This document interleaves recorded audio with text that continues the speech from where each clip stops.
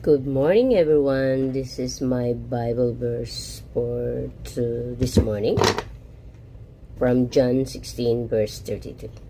These things I have spoken unto you, that in me ye might have peace. In the world ye shall have tribulation, but be of good cheer. I have overcome the world. John 16, verse 33. Inspiration.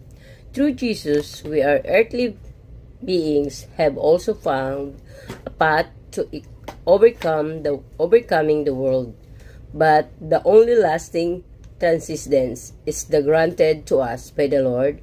Many might try other methods, the most sad and tragic one common today being drugs, yet without salvation and the word of the Lord.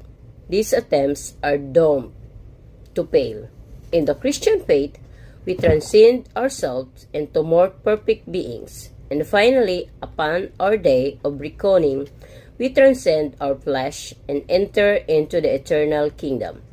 Drugs, on the other hand, allow one only to descend deeper into oneself and one's own anxieties, only to return to one's original position. Rather than being truly liberated, one simply plunges deeper into a need to escape. Without God and one's spirit, one cannot truly transcend this life. One may merely bore deeper into its illusion. Prayer.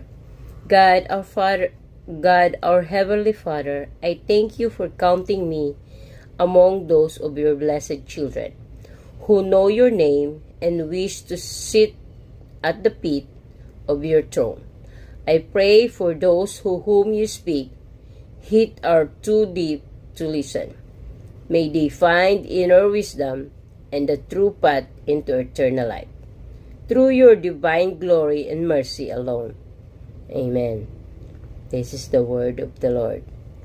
Always remember, guys, Jesus loves us. God bless everyone. Have a blessed morning.